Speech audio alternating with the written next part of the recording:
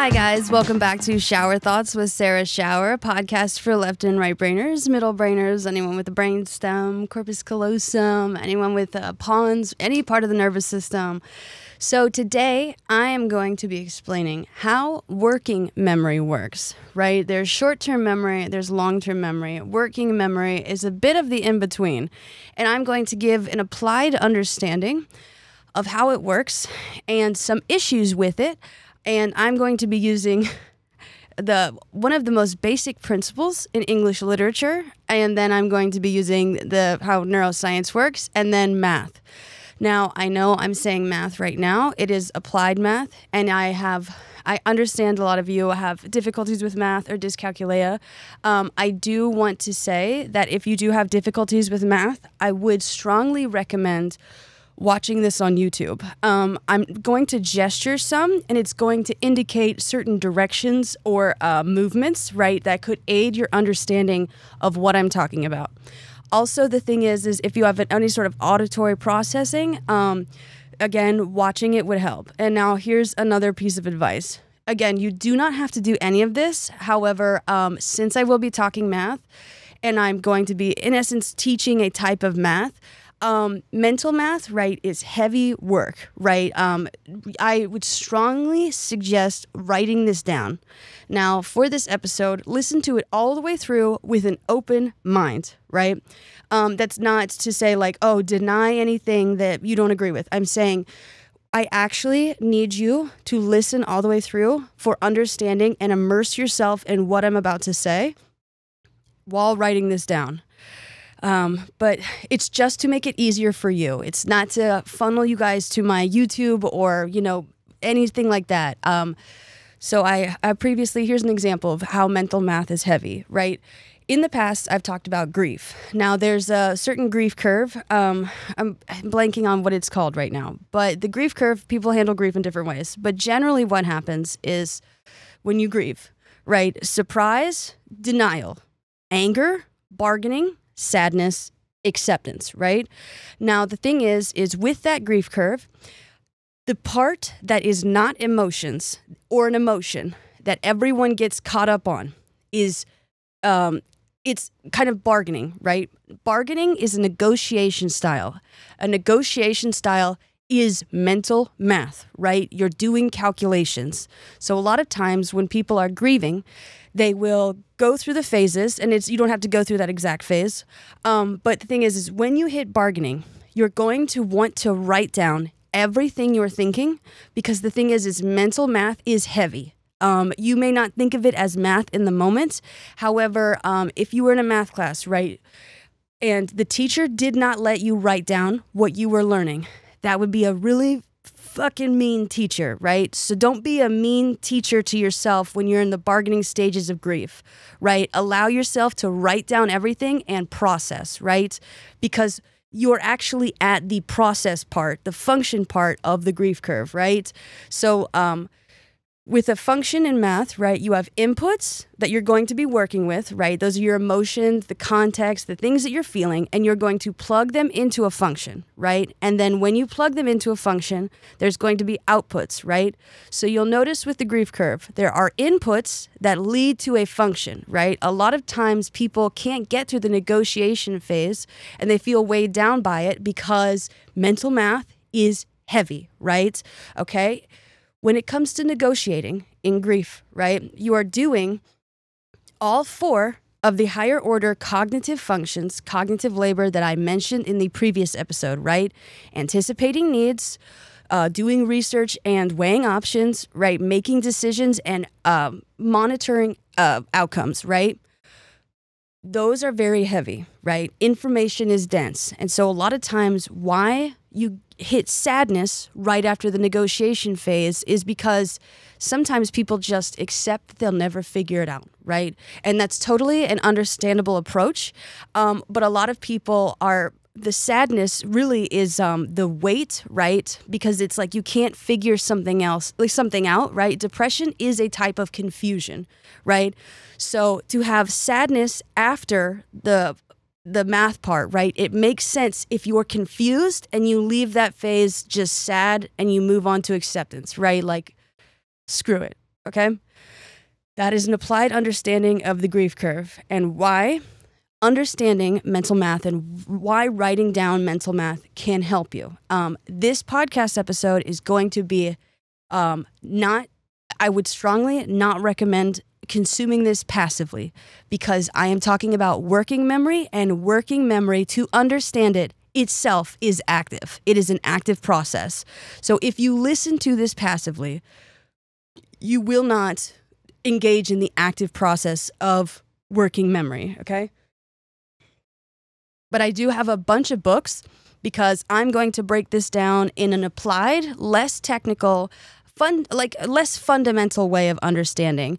I could go the complete technical math route. Yes, I could. However, I want to be understood. And so I'm going to have to make an analogy and a metaphor, right? And that's actually, analogy and metaphor is what we're aiming for right here. So the purpose of this is to actually make an analogy, a novel metaphor, right? So you need to actively engage with me with this, consume it, or else you will not understand it. And I want you to understand it. Before we get into that was just, oh yes, also, feel free to run this episode by your therapist. However, therapist, if you're watching this, if you're going to edit anything that I say, start at the level of math, right?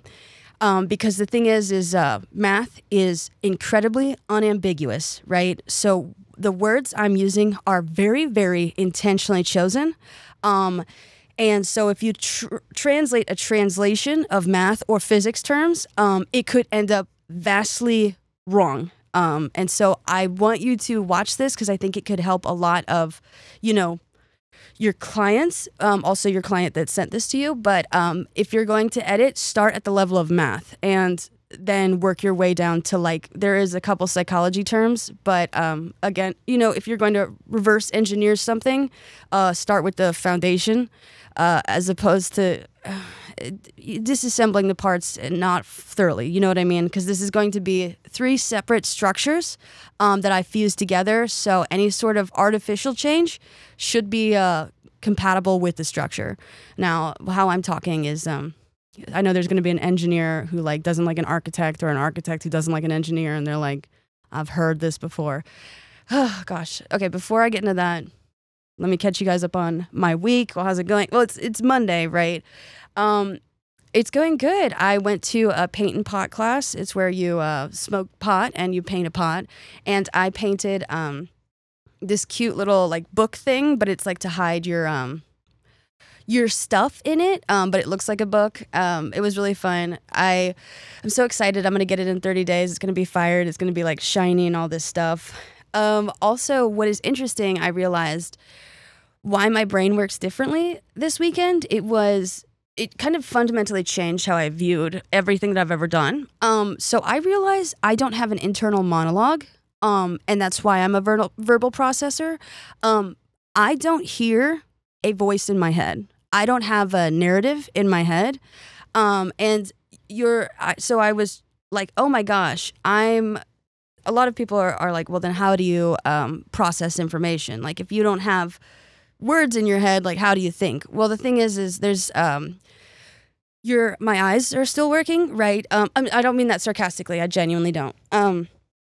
So I don't have a narrative of what's going on, so I do get lost often because people try to incorporate me into their narrative, but I don't know exactly where they're at.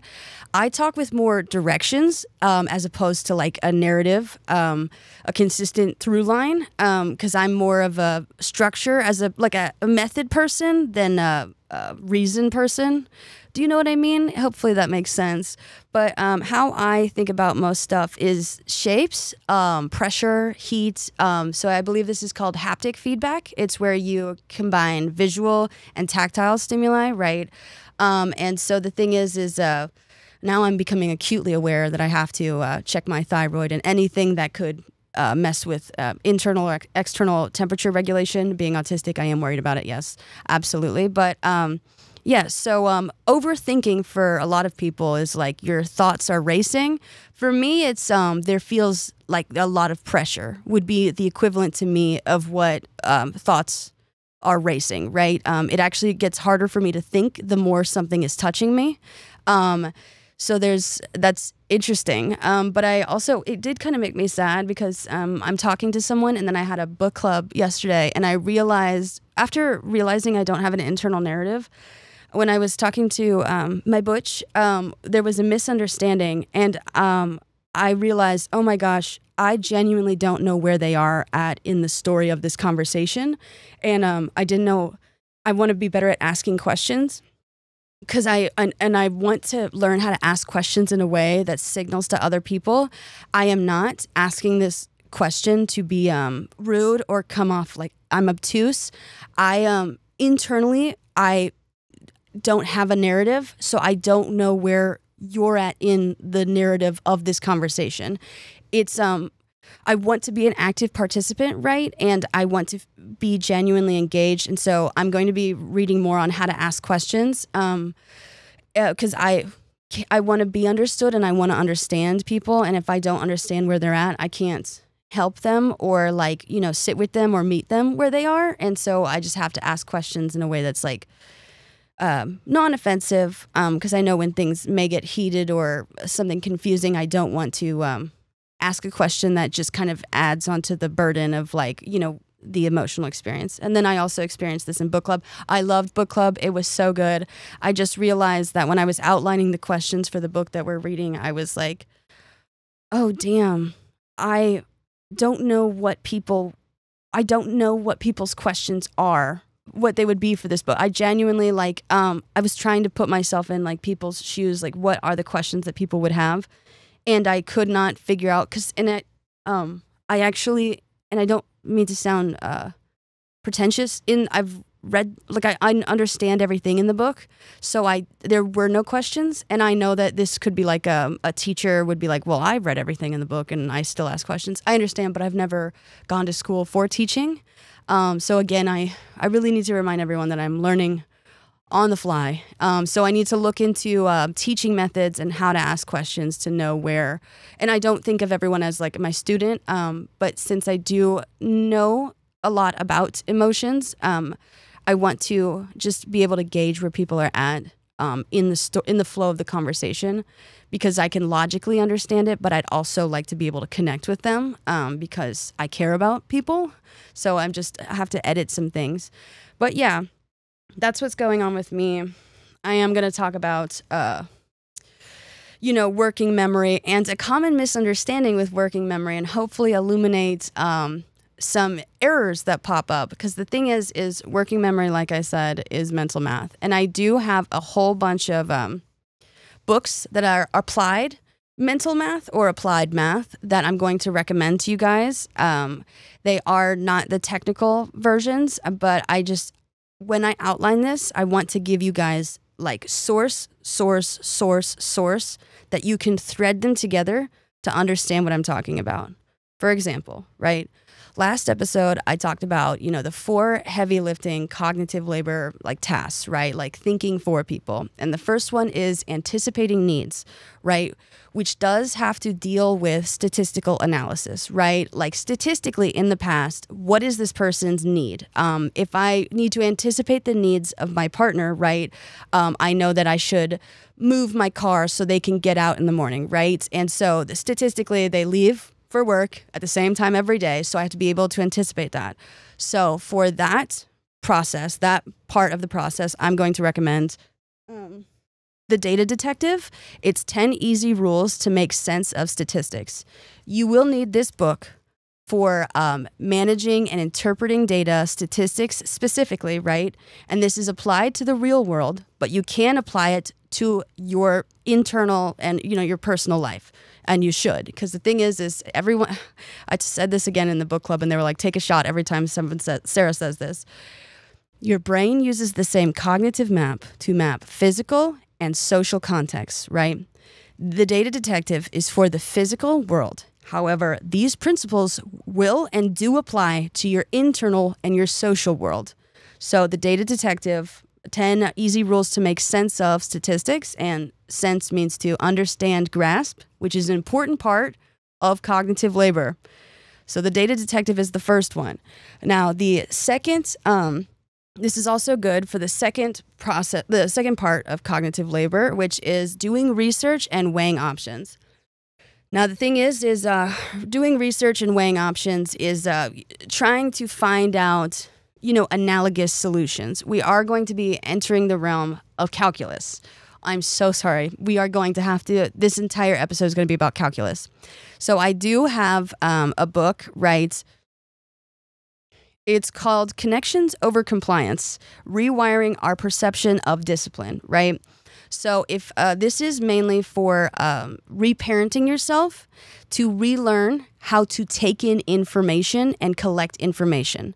This is behavioral science, and it's for, school-age children. And I'm not recommending that for parents of school-age children. I'm not recommending this because I think that you guys are, school kids who don't get this. I'm saying the American education system, if you're listening from America, has done some damage, right? You need to learn how to make connections over just comply to rules. If you'd also like a non-behavioral science, non-math version of not complying in advance, I would pick up on tyranny, okay? And I will put that below. But this is a really good for research and weighing options. You want to be able to make connections, okay? So you have your stats, anticipating needs, and then you have, the whole potential area of connections.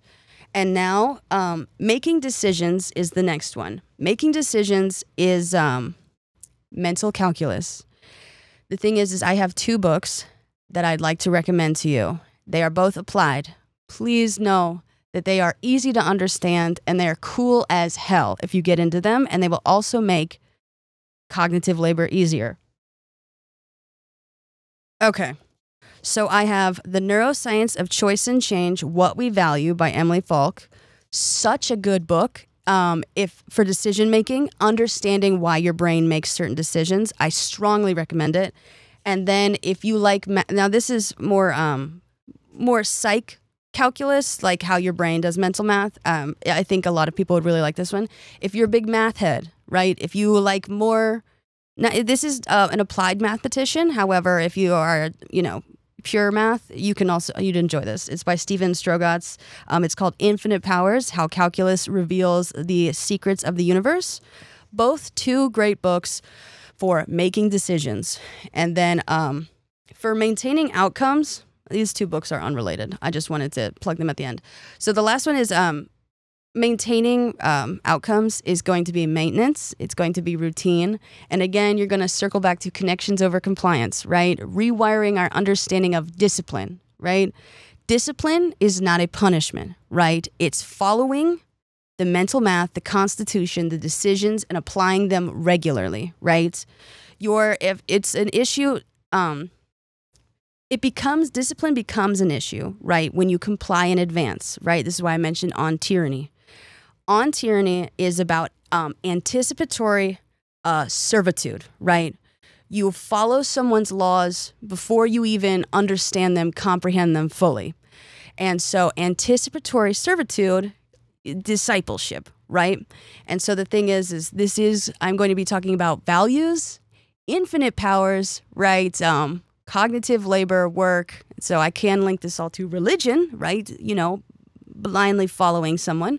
But all of these books I'm going to put in the link below if you would like understanding on how to do cognitive labor much easier in the future. Now we're going to talk about working memory. Working memory is active memory. So the reason why I need you to listen to what I'm saying is because you have to actively take this in. You cannot passively take this in. Because there's huge nuances. Yes. Now, let's get this started. Let me drink my drink. If you have dyscalculia or have a hard time with math, listen to this a couple times through. Feel free to write it down. There's a version available on YouTube because sometimes I will say like direction and point a certain way, right? And if you have a hard time understanding like verbal things, like, math, especially since there's a lot of symbols and you don't often take in symbols audibly, you may want to watch this. Also, that's why that's kind of on a sidebar. I know that people say that my thoughts are disorganized. I'm realizing that they're commenting on my lack of internal narrative. I don't have an internal narrative, so this is the way that I speak, but I will be more accommodating to be understood. So I don't have an internal narrative. I'm a verbal processor, so all my words that come out are just what I'm thinking about. Everyone has the luxury of thinking about stuff and having those words in their head. The words that are leaving my mouth are like my thoughts that couldn't be in my brain. But yes. Okay. Working memory. I'm about to draw 3 parallels, right? Okay. So I need you to listen very closely because these are structural things, right? So I'm going to tell you what working memory is and the process. I am then going to explain 3 core concepts of calculus: limits, derivatives, and integrals. Please, it's okay. Everything is okay. 3 core concepts of calculus are limits, derivatives, and integrals. This is, again, important. Working memory is mental math, specifically stats and calculus, okay? Because it's going to take in sensory information and long-term information, short and long, right? Which is, you're going to have to incorporate what you're seeing, what you've experienced, and then calculate it together, okay? So your stats and your core beliefs and incorporating them, working memory is calculus, okay? So then I also, for this one, this is going to be relative to English speakers because I will be using a very foundational understanding for literature and English literature to illuminate this point. So that is the 3rd parallel. I'm going to use math, neuroscience, and then English literature. Why this is also important, take a shot now. Sorry, don't take a shot if you're like writing this down. Again, what your brain needs to index abstract thought, to be able to recall it, okay, is the label, and so I'm going to be working with English literature labels, right? It also needs the internal-external relation to self, okay? So we're going to have the neuroscience of it, okay? Neuroscience is what's happening internally, but it's also can be proven externally, right? And then you have math, which is like proof, okay? Proof is it is kind of interesting. Actually, it's an abstraction of an abstraction. It's like this is very complicated, okay? So what is working memory? Working memory involves the active manipulation and temporary storage of information for complex tasks drawing from sensory input and long-term memory, right? So what you're experiencing in the now, and then also historically. So you got stats and you got new inputs, okay? And this is going to be in working memory, okay? So the first nuanced stop I have is manipulating. So manipulating information means getting the shape of the information. Manipulating in real life has a negative connotation, but I need you to know the exact definition. Manipulate means to handle or control, like a tool or mechanism, typically in a skillful manner. It also means to control or influence a person or situation cleverly. Manipulating in this context is not necessarily a bad thing. So please, when you're manipulating, when I say manipulating information, I am not saying like you are changing it to like for some nefarious purposes. I am saying why I'm emphasizing manipulating is because it shapes the information, right? And the shape of information, when we're talking about calculus, does matter. This is a lot. Why this matters, the shape of information, the type of sensory input you're taking in, is because we're going to take it way back to geometry, right? When 2 shapes are congruent, right? They are comparable, okay? So you need to know the shape of past and current information to know if they're analogous or comparable, right? And if that comparable, like that comparison, that analogy, that metaphor, right, is structurally sound, if the shape of information that you have in the past and the shape of information you're taking in right now, right, you're like, okay, yeah, you have a grasp on the information. Now they can be congruent and compared, right? You have a ratio. Okay. So again, manipulation in this context is getting the shape. And with that, there's dimensions and features of the incoming sensory input or information. So common dimensions of information that you're taking in are physical, emotional, intellectual/mental, social, or spiritual. There's also additional dimensions like profession, environmental, financial, family, play, creative, and community. Now I'm going to give an example of how information like limits, rights, and domains can restrict or allow you freedom, right? When I did a podcast episode on using method acting to become the person you want, right? I said develop your range. A lot of times people have limiting beliefs, which is a constraint, okay? Right? And so you're boxed in. Box is a shape, right? You're boxed into this type of person. So you are going to take in this information and it's going to kind of shape your perceptions or what you think is possible, okay? I know a lot of you are like, is there a square in my head? Kind of. These are highly irregular shapes, so I need you to bear with me, but in a sense, yes. And why this also does matter is because grip strength, right, is a huge indicator of cognitive proficiency or decline later on in life, because the mechanics of having a grasp on the concept and having a grasp on the matter, right? Concept is an idea. Matter is real, like it's physical. The mechanics are the same in your brain. If you can manipulate the shape of information, you have a firm, full grasp on the information you're taking in your brain, right? You are comprehending. Comprehending, having a grasp on the information are synonyms.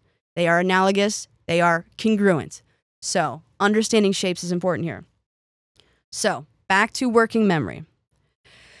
This is how the process works for working memory. First, there's input and attention. Second, there is active processing. Third, there's central executive control. Fourth, there's encoding to long-term memory. And then fifth, there is retrieval from long-term memory. Input and attention, which is like where your attention is focused. The sensory components also coming in at the time. Is someone speaking to you? Is someone writing something on the board? Like, what's the temperature like in the classroom, right? You have all these sensory inputs coming in. What is being said? What is being done? And then you also have your attention focused on it, okay? Then there's active processing.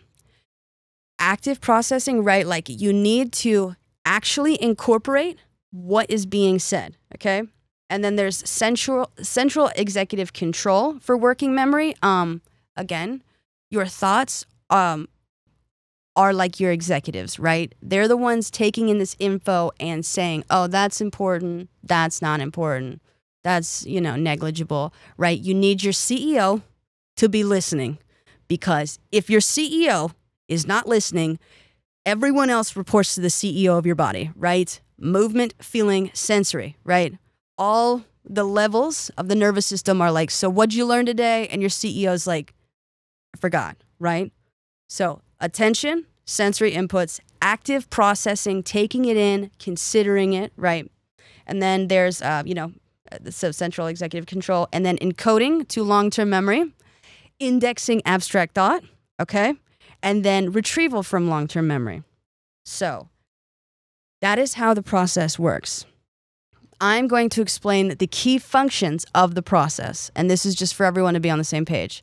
The key functions of a process are to turn inputs into defined outputs, accomplish specific objectives, and improve efficiency by reducing errors and wasted time, right? So I'm going to talk about an error that comes up with a working memory, And then I'm going to talk about how if you have an error that keeps coming up, you can waste your time, right? So here's the key functions, and this is where I'm going to draw a parallel to math. So I really need you guys to understand. So the key functions of working memory are holding and processing. Hold and process things in your head while solving a math problem, right? Again, the importance of grasping a concept and grasping the matter. So in calculus, this is not an exact one-to-one, I'm drawing a parallel. This is limits. So to first grasp the foundational idea of a limit, to understand how a function behaves as it approaches a certain value, limits describe the value of a function approaches as the input of the function gets close and close to some value. You're like, I lost you. I need you to understand. Just listen all the way through, right?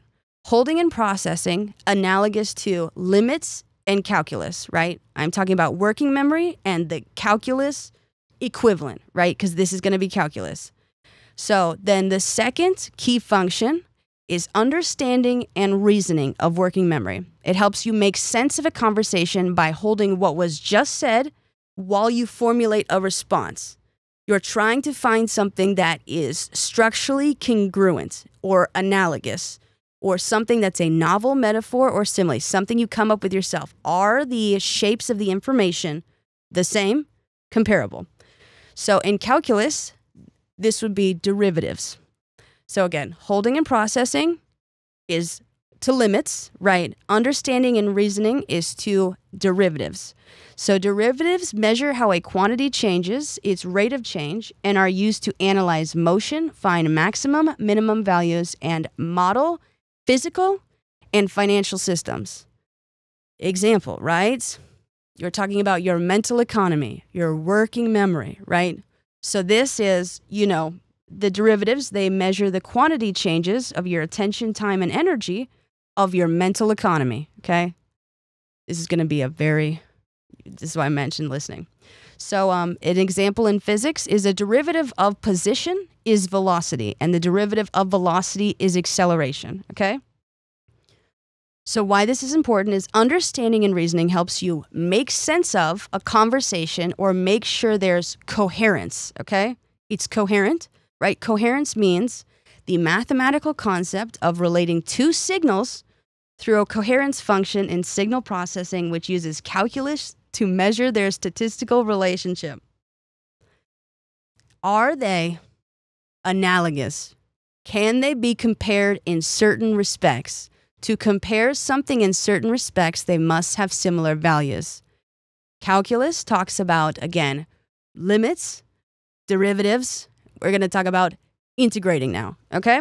So, actually, this is the first technical application of calculus, which is understanding and reasoning, aka derivatives. There's also a pedagogy. There's pedagogy of the oppressed. I can't say this word. Pedagogical goal of making the learning of calculus logically connected and meaningful, rather than a collection of disconnected facts. This is the second principle for teaching and understanding it, right? So this is with understanding and reasoning being, the derivatives of calculus, right? You want to connect things logically and meaningfully, right? I also mentioned connections over compliance. We want to make a connection. We do not just want to memorize facts, because the thing is everything in your brain is linked by association. By association means connection, right? Your working memory makes connections. And so, yes, holding and processing, limits, define it, right? What's the shape of the information? Understanding and reasoning is derivatives, right? How a quantity changes, rate of change, are used to analyze the change, right? And then the third one, the third key function of working memory is information organization. It aids in organizing new information for long-term storage. So let me review this again. Okay. The key functions, okay. How the process works, how working memory works. Input and attention, active processing, central executive control, encoding to long-term memory, and retrieval from long-term memory. Now, that's how the process works. Again, here are the 3 key functions and their calculus equivalent, okay? So, key function number 1, holding and processing. Its calculus equivalent is limits, right? You need to define what you're looking at. What are the limitations of it? Second key function, understanding and reasoning, help you make sense of a conversation. The comparison to calculus is derivatives. You measure how a quantity changes, its rate of change, and are used to analyze motion, find maximum, minimum values, and model physical and financial systems, your mental economy. What's all being used in your mental economy, right? And then the third step is information organization. Again, it aids in organizing new information for long-term storage. So, how this relates to calculus, again, you have the concept, right? It's integration or anti-differentiation is the reverse process of differentiation, right? So when you limit things, you define them, right? You say that this is not like this. These are not comparable. This is different from this. You are differentiating, right? However, that's the concept, the different related concepts. Now, the purpose in calculus is used to calculate the accumulation of quantities and to find the area under a curve, especially for irregular shapes where standard area formulas don't apply. Differentiating the information you take in, right? They're saying this, I'm feeling this is my history with this, right? These are all different domains of information, different shapes and limitations. Now, when you're taking in new information, you want to incorporate the new information into the previous information, right? This is where you're going to, reorganize stuff, right? It said information organization aids to organizing new information for long-term storage. You want to take in the new information, consider what it's associated with, analogous with, or where it falls in the narrative, right? And then understand the underlying structure of it to incorporate it into long-term memory. Now, I just set up 2 parallels of understanding. And if you have to watch that back again, I completely understand. I'm now going to set up a third. And this is for English majors or anyone who's taken an English class. Okay. Literature 101. The order force of adjectives in English, right? You know, when you're learning about adjectives and how adjectives manipulate a noun. They change a noun, right? They change the direction of the structure of the noun, the description, right? The limits. So I'm trying to give another applied understanding. The order force of adjectives in English is opinion, size, age, shape, color, origin, material, and purpose. Now notice that the order force of adjectives, things that change the shape of these nouns, opinion holds the highest force and purpose holds the lowest force. Okay. It would make sense that an opinion has more weight, which is a type of force, than a purpose, which, agree to disagree. If you use that thought-terminating cliche a lot, it means you're probably just going to hold your own opinions, which are, if you have strongly held beliefs, they are fixed shapes, right? They are not easily changed. You're like, this is a constant that I'm going to factor into every single equation. However, purpose, right, is a little bit more malleable, and you can tell because in between opinion and purpose are all the elements that differentiate an opinion from a purpose, right? So between opinion and purpose is size, age, shape, color, origin, material, okay? Those all differentiate what makes an opinion different from a purpose, okay? Those are all objective information, okay? So, this is how your brain also takes in information.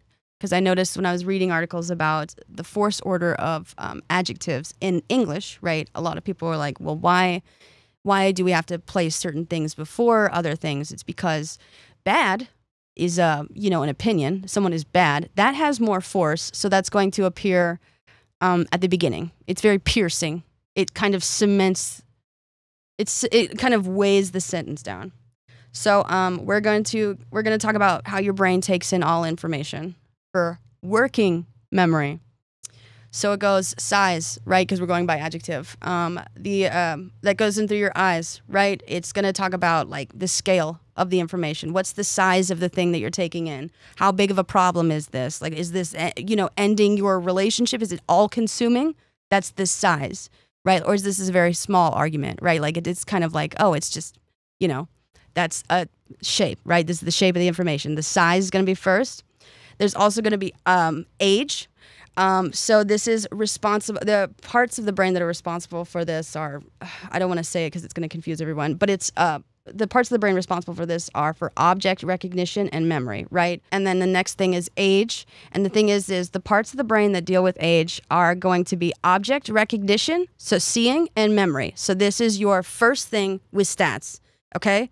So if any time memory is coming up as being like important to understanding this, you're taking in visual input and then incorporating it into your stats, okay? Please. There's also shape and color, which comes in through the occipital lobe. So it's going to be visually processed. There's... Okay, and then the next thing is origin, which is location and identity. Let me do this again. Between opinion and reason is size, age, shape, color, origin, material, okay? Size, is this a big thing? Is this a big event, right? You use the same physical map. You use the same cognitive map to map physical and social spaces. Is this a big object? Is this a big event between you two, right? The age, right? How old is this relationship? How old are they? How old is this structure? Like how old is this knowledge, right? And then you have shape and color, and that's going to be taken in through the occipital lobe, right? Visual processing, information, that's sent to other regions. These regions process and recognize objects and their attributes like shape and color. They're specialized cells that identify specific aspects of an image, such as color, shape, or motion, okay? And then integration, information about the object's color, shape, and other features is integrated and combined with other sensory data and memories in the area like the prefrontal cortex, allowing the brain to make sense of what you're seeing. So again, it's taking in the info, differentiating what everything is, and then reintegrating it so you can make sense, right? Coherence means it's logically sound. It makes sense, okay? This is working memory. So origin is the origin of a noun, right? The adjective is going to be location and identity. So this is primarily along the ventral visual pathway. It includes the inferotemporal cortex and the fusiform gyrus, which is key for object recognition, analyzing features like color, shape, and texture, okay? So additionally, a separate dorsal visual stream is involved in processing spatial information like an object's location and movement. Why this is important. Origin, and then, well, I guess also material is included in, this, because it is said that it mentions texture, right? So like the material, like what's the texture of it is also included in this. Why this is important, right? Origin is going to be the last thing before purpose, okay? And so everyone who's talking about the literacy crisis, if you're talking about the location and the identity, and you're talking about the texture, the feel of it, you are talking about the context in which you are seeing it in, okay? So size, right? You're seeing if it's big relative to you. Age, is this, how old is it? How long has this problem been going on, right? You're trying to date it. So you got like time understanding. Shape, like is this, are things going to be symmetrical? Are they going to be, can I compare these two things? Like it's, if you're fighting with someone and it's like, oh, this is like that time you brought up that, but it's not actually like that time you brought up that because they're not analogous. They're not things that you can compare. Like you cheated on me, and then now I, accidentally stole one of your Kit Kat bars from the Halloween bucket. These shapes are not comparable, right? And then you have color, right? Like colors, like visual information. and color is going to be vivid, right? It's going to be more salient, okay? So, people who work with color design, right? You have hue, saturation, luminance, right? Or brightness. I'm not sure. And it's like colors can influence your memory, right? If an image is more vivid, you're going to remember it more. Or like if it's more muted or dull, right? You're going to be like, oh, it's not as visually interesting. And then origin, right? Where it's from, where's the context? So basically what's happening is that you're developing an image, right? If opinion comes first, that's a fixed belief about something or a subject, right? However, when you add size, age, shape, color, origin, material, you are adding the context to the image, okay? So then when you have added the opinion, the subject, to its context, you will see the image clearly, the scene of what is happening or what you're studying clearly, and you will be able to identify purpose, right? The meaning, okay? If you're a photographer, right, and you, if you only have the subject of a photo, right, and someone's like, well, what does this mean? It's like, what's the context? Where is this set, right? If you do English, like if you speak English, if you're an English major, right, you have the subject of a sentence, and you're like, all right, so what's the context? What is the subject working in, right? Your brain is doing the same thing, okay? It's doing calculus. It's gotten the subject, and now it's developing all the context to see the reason, okay? So there's different areas involved. The prefrontal cortex, which has higher level functions, such as deciding how to interact with an object and using memory to identify learned categories of objects. That means you're using previous statistics, anticipating needs and weighing options, using your lived internal and external experiences. There's also the motor cortex located in the frontal lobe. Area sends signals to the muscles to initiate movements to interact with an object, like hand-eye coordination or having a grasp on the concept. A lot of people, when they take notes, they use the scribble method or they draw what they're taking notes of. Yes, that's especially good for tactile learners, right? It helps you have a grasp on the concept, right? Your muscles and your nervous system are working together, and right, since they use the same mechanics, right, you're having a better comprehension grasp in your brain. Does that mean you have to draw everything you read about? No, I'm saying that there's multiple different ways to study. So now, the difference between an opinion and a purpose are found in the foundation, the structure, the role, right, the position, and the verifiability. Which means the foundation, context, right? The role, the subject. Subject within the context, and verifiability. Verifiability is, it's demonstrated through action and intention rather than being debated like an opinion, right? Whether a goal is achieved or a reason is fulfilled can be evaluated. So example, the purpose of a restaurant review is to give an opinion, but the purpose of a legal brief is to inform a court, okay? So verifiability. This is how your brain indexes abstract thought. This is also the force order of adjectives in the English language. This is also how working memory works, right? Okay? So foundation, the context in which it is in, the social context or the physical context. The role, right? Is it like who's doing it, what's being done? And then verifiability. Can you prove it, right?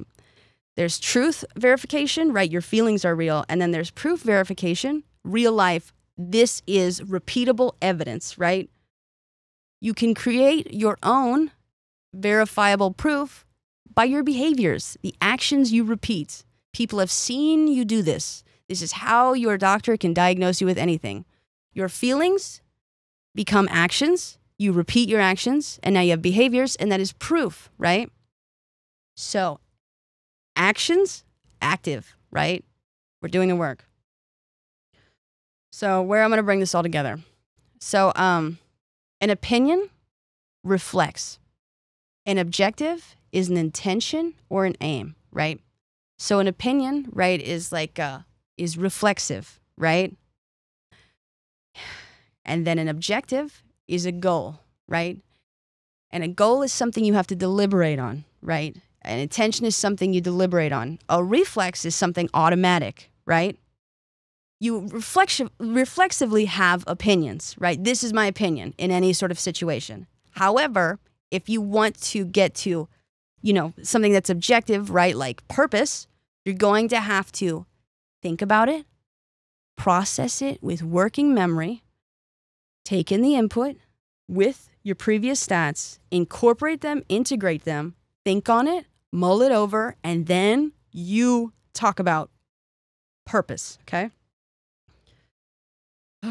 Now, you can see this issue pop up with other people who want to use you for their working memory, right? Cognitive labor. This is going to be, please follow this, right? I'm going to give an example.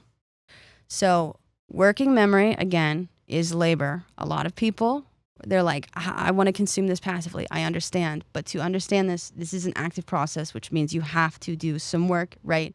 Work is, you have to move some stuff around in your head. You have to lift some stuff. And I totally understand if you need to watch this a couple times. So a lot of times, I'm going to give an example of how this becomes a massive society issue, okay? From a misunderstanding of calculus, values, your beliefs, right? Limiting beliefs, right? Self-fulfilling prophecies, predictions, right? Where the issue lies, okay? So if people want to use you for cognitive labor, right? Thinking, they're going to rely on your working memory, right? They're going to say some shit that's all opinions, and you're going to have to take in those opinions and try to find the reason in it, right? So if they project their opinion, right? Because they cannot reflect, right? So they're projecting outwards. Perspective projection flattens a 3D image into 2D, right? So when someone projects their perspective on you, they flatten an image in their brain from 3D into 2D and project it onto you. When you do that, it's called rendering. It's also how you lose depth perception, right?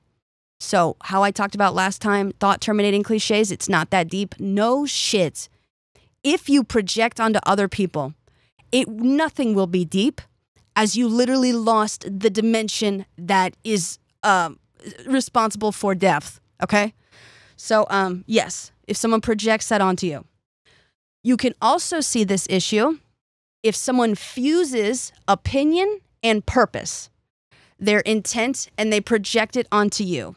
These are two different things with a whole bunch of steps in the middle, right? And the steps give it context, right? The thing is if they have fused opinion and purpose, right? Like they are, it's black and white now. The image is black and white. There's no color, right? Like you're missing a lot of, gradients, textures. You're missing, what else? Sorry, I need to go back to this. If it's black and white, like sometimes it's hard to tell like size, right? Because you don't have shadows and you don't have angles, right? A lot of times it's like, well, I don't know how like big that is. Like if you have an image, right, and someone converts it into black and white, and a lot of them were like subtle sort of things, especially when it came to like shading, the person's nose could look like a lot bigger, or like a whole bunch of stuff is distorted.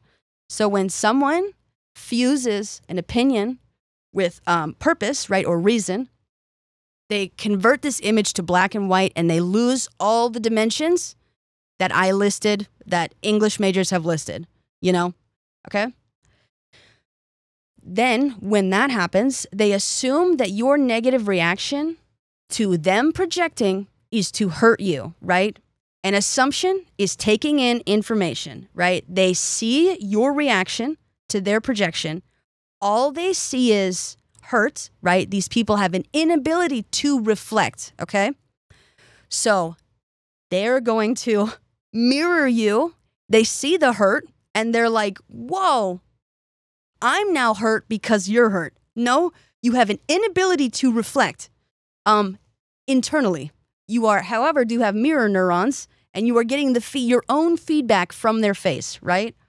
So let's continue. You, however, are not trying to hurt them. They are unable to reflect. And like I said in the last episode, cognitive labor is labor. It is work. They are projecting working memory onto you, and you're talking it out or working through it with them, right? And so they're misapplying the weight or burden of labor that is coming from your mouth because you are trying to work it out with them, right? You are trying to divide cognitive labor because you see the issue, which is separate from you two as individuals. However, I bumped the mic. However, they have fused the issue with you. A lot of times when you say, oh, it's the principle of things, you are trying to say it's the concept, right? This person cannot separate like the concept from you, right? Okay. So what also happens if you factor out depth is you erase true meaning. You end up comparing and contrasting the on the concept, right? Like, so the thing is when you reflect, when you compare and contrast, now this person ends up comparing and contrasting you two, not comparing and contrasting the situation with a similar situation so you both can like solve the problem. They're now comparing and contrasting you as opposed to comparing and contrasting the issue with something that else is analogous, right?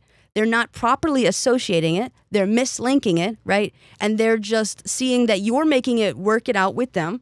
So they're, oh my gosh, I don't want to work. And I'm feeling this burden of having to think this through. You are making me work. You are hurting me. I am the victim. No, you don't understand. You've just projected, lost depth, right? You cannot internally reflect. However, you do have mirror neurons. You are seeing their hurts and you're misapplying it to yourself. That's what happens when you lose a dimension. Okay? So, your and their feelings are inputs. Theirs are misattributed because they cannot do the function. The function is working memory, right? They're not actively working on it. They're passively engaging in this conversation with you. You know that they're passively engaging because they only gave an opinion. They did not reflect on it, and the reflection process to get to reason is the work, right? So they're seeing your upset expression, being like, oh, I'm now upset because emotions are contagious, right? And so now they're like, I'm upset that you're upset. And now you're making me think about things and it feels heavy. Oh, you're hurting me and I'm upset. They're combining those two things and assume that you're the problem. They have misattributed some stuff. So how this relates to you. If you can do the function, you're plugging in all the inputs and also taking on additional work, however, though. So in calculus and general mathematics, the remainder is not negative. Okay, let me set this up. Cognitive division of labor.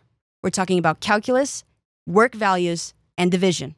So in calculus and general mathematics, the remainder is not negative by definition because of the division algorithm, which requires the remainder to be in a specific non-negative range. 0 is less than or equal to R, less than or equal to the absolute value of D to guarantee a unique solution to the problem, okay? And you're like, oh, but I didn't catch that. In the realm of calculus, this is discussing the absolute value of the division of labor, right? And so the thing is if you're taking on, let me keep going. So taking something at face value in math, face value is the intrinsic value of the digit itself. This person is just projecting their beliefs onto everyone, right? And their beliefs are pretty fixed, so it's constant. They're taking everything at face value, all right? However, there's also place value, which is the value a digit holds based on its position within a number, okay? So again, translating to photography and image. Face value, place value.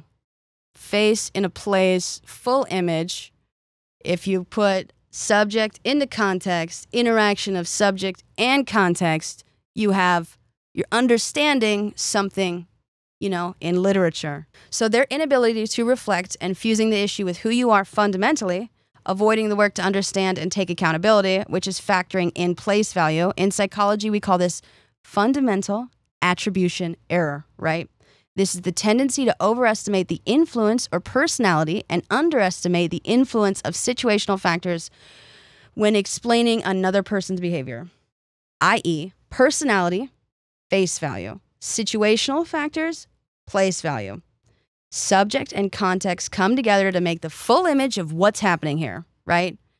They're just continuously developing an image on top of an image, right? Because their thing is they're projecting onto you.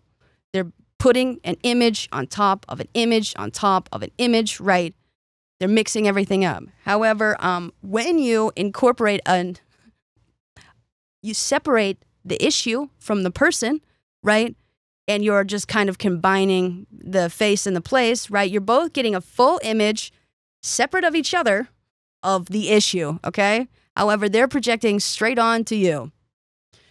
They're putting their other issues onto you. What happened to them in the past onto you, right? You got to remove it from the person and separate the concept from the person. You can do that as I'm doing that right now. Okay, so with the fundamental attribution error, they attribute the pain of mental labor to you, and they want to avoid punishment.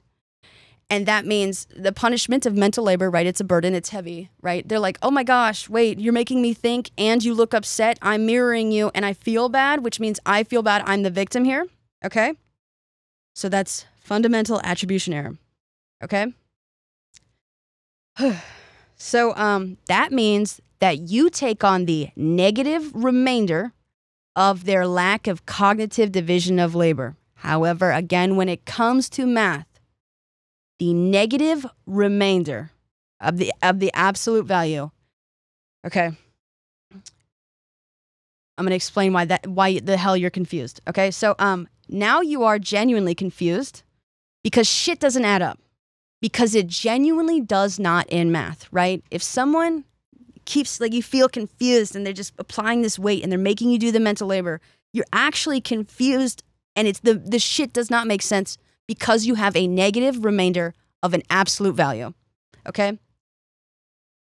And I talked about how when it comes to absolute values, it cannot be negative, right? You see the value of understanding, right?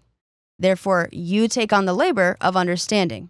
And you're under the impression that this person wants to understand you. So you think there's equal division of labor, right? Something that you consider valuable. However, they are not trying to understand. They want you to think for them. So there's going to be a remainder, okay? However, it's going to be a negative remainder, which will be confusing as your brain is doing calculus and you're talking about absolute values and a negative remainder. It has to be positive, right? Because that's how absolute values work when it comes to remainders, right? It cannot be, you cannot have negative remainders, right?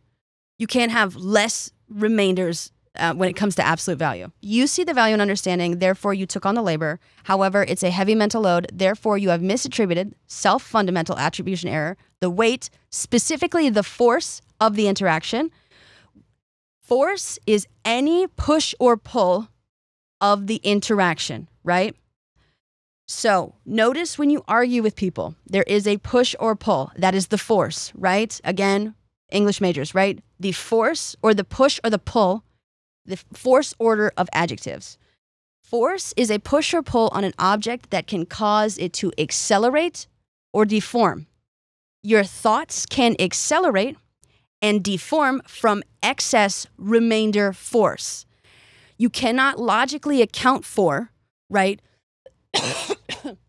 the excess labor they gave you because your assumptions were, right, and for, when you choose a function, you have assumptions, right? You assume that they're also going to put in the work, that they value understanding. However, that was a misunderstanding, right? And so if you have a misunderstanding of the equation that you're about to do, you're going to use the wrong equation, right? The wrong understanding. You're not going to be able to process it, okay? So you took on the force, the weight, right, that you assumed was divided equally, okay? And now you're confused because there's a negative number for an absolute value equation, okay? And for a cognitive, for an absolute, divided anyway. So force is a push or pull on an object that can cause it to accelerate or deform. Your thoughts can accelerate, you can ruminate, and they can deform, right? Someone can shape your perceptions of yourself, okay?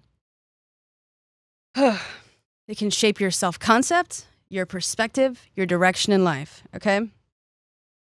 If you keep taking on, so working memory, like I said in the beginning, is calculus and stats, right? So the thing is when it comes to stats and calculus, you need to make assumptions about which function you're performing. If you assume that you are dividing cognitive labor equally, right? You're taking on the burden of proof equally.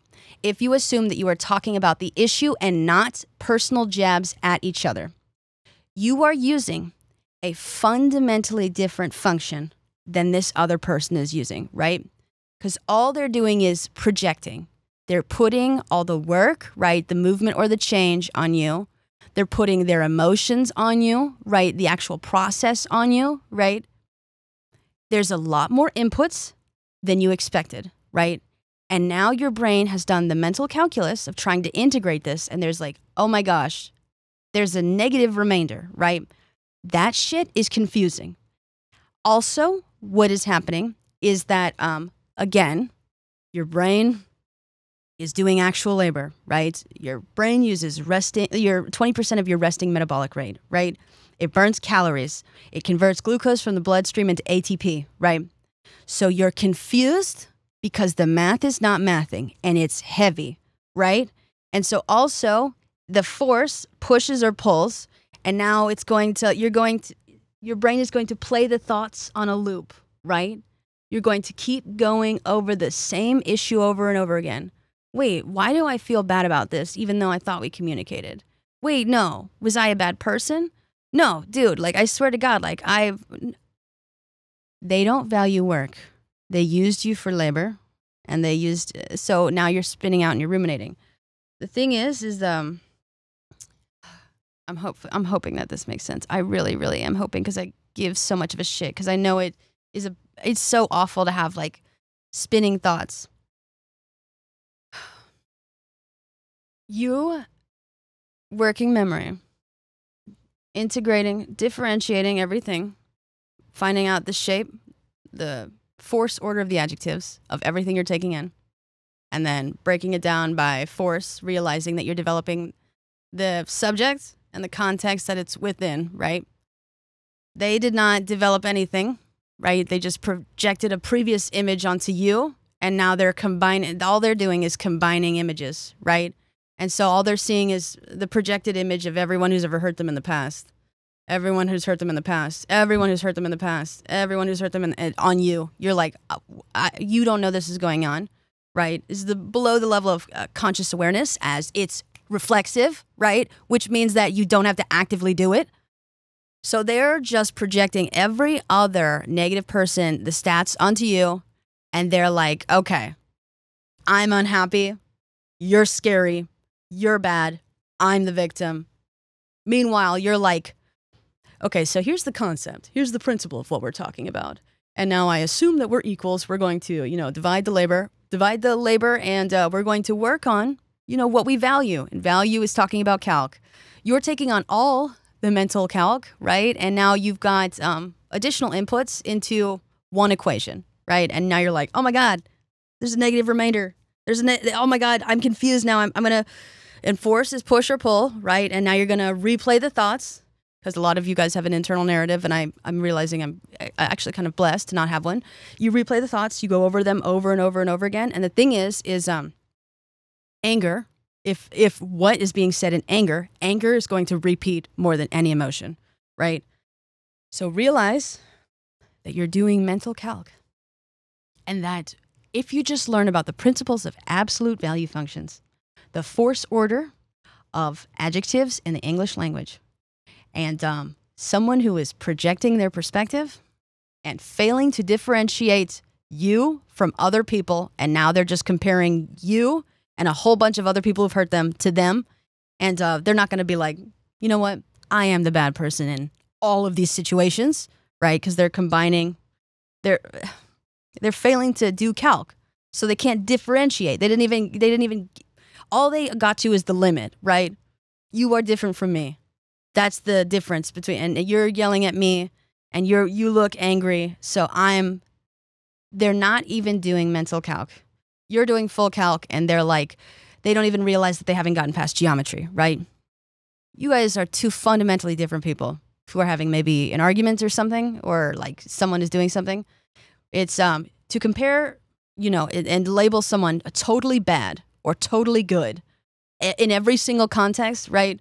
That's like it's not even geometry, right? Shapes are like people take on different forms in different contexts, right? Like your context can form your opinion or change your opinion, and that's perfectly normal, as you should have like fluid beliefs when presented with new information, whether it be like personal or like semantic, right? You should develop who you are. You should change who you are, right? That's a decision. You're doing mental calc. You don't have to be in this fixed position, in this fixed place. And if everything is fixed, that means it's permanent. There is no change, right? So people who assume things are fixed and permanent and there is no change, they're not doing the mental calc to change perspective. Like, you know what I mean? So this is how working memory works. And then the thing is if you, like I said, you're at night, when you go to sleep, your intentions filter semantic information. If you are intent on not reflecting, if you are intent on manipulating other people and not the information to understand it, right? There's also where you can see like they are like, I'm going to manipulate. That compulsion is to understand and grasp the concept. That is not to manipulate, because the thing is they end up manipulating you because they've fused you in the issue. However, you are not manipulating them. You're trying to get a grasp of the issue, right? But they're like, I'm manipulating this person to fit into this shape. And that means if they're in this shape, I'm the, good person. So you can see how like they're misattributing every single step onto you because they've gotten rid of depth. So it's saying it's not that deep to everything. I mean, sometimes it is not that deep, especially when it's like you know what? I don't want to speak too soon. But like people who say it's not that deep, they're probably going to project onto you. And they're telling you that they can't do mental calc. And the thing is, it's not being able to do calc is not inherently a bad thing. I know a lot of you are like, my head hurts. And I hear that, right? This is mental labor. This is mental labor. And also, I don't have I just wanted to fuse this together because showing the kind of three different areas of study talking about the same thing, use the same structure. A lot of people, this is a fundamental life change and like way to like view the world. And if I'm going to give you an edit to how you view the world, I wanted to have like proof from three different areas of study that are different levels of abstraction. Right, like math and English, right? Math is unambiguous. English is incredibly ambiguous. And then neuroscience is more ambiguous, but less ambiguous. So I'm like hitting hard, medium, soft.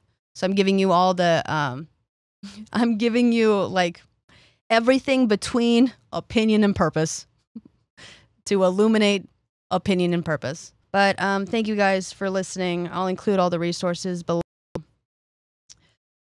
And please run this by your therapist. Therapist, if you edit this, please check the math first and then edit the math and not the psychology first. But I trust you. It's just because math is incredibly unambiguous. Hopefully that clarified some things. Working memory, you have to be totally immersed in the scene, right? And so the thing is it's easier. Well, I'm going to explain something with my lack of internal narrative. So film majors, I'm going to bring you guys in. You're like, well, me. But I don't have an internal narrative, and so it's kind of like a silent movie. And if you've ever watched a silent movie, you have to be more invested in everything that's happening in the scene, all the movements, or else you're going to miss something, right? And that's the difference between like a movie with sound and stuff. With sound, you can look away. You can you don't have to really focus your attention. However, that is the issue here, right? If you you have to immerse yourself, watch and listen. It's also why I kind of advise if you have a hard time with mind wandering to read the book at the same time you listen to the audiobooks. Your mind can't wander, right? Because again, I'm having a hard time relating because I don't have an internal voice, but I can imagine having an internal voice is very distracting. So, you know, I'm trying to give you guys on how to immerse yourself in the scene, you know, take in the full context, the image. And the thing is the image is going to translate to the shape, the color, all this stuff, all the context of what's happening with the issue. Does this make sense? Hopefully that does. I wanted to explain this and hope, yeah. But thank you guys so much for listening. This has been Schauer Thoughts. Make sure to like and subscribe on YouTube. Guys, also, if you're... if someone comments in like the YouTube comments or something like that, or on a public forum when I talk about this episode, and you have any background in math or stats or anything with physics, can you please be as nice as possible if you try to illuminate or help them understand further? I don't want to, math is incredibly triggering for people, and this is like a huge aspect in life. And if you do want to help me out and you see someone who's genuinely confused about a math concept, can you please like be graceful about it or like nice? I will try to like see where people comment, where if they're not understanding, but like I don't want to polarize people more when it comes to math. So that's just if you do see something and you're like, I can answer that question, please approach it like with grace, because this is huge for people to understand. But thank you guys. New episodes every Wednesday. All of the books will be linked below. Thank you guys. If this hurt your head, please relax. I totally get that. It's mental math. It's heavy. And I will talk to you guys next week. Bye.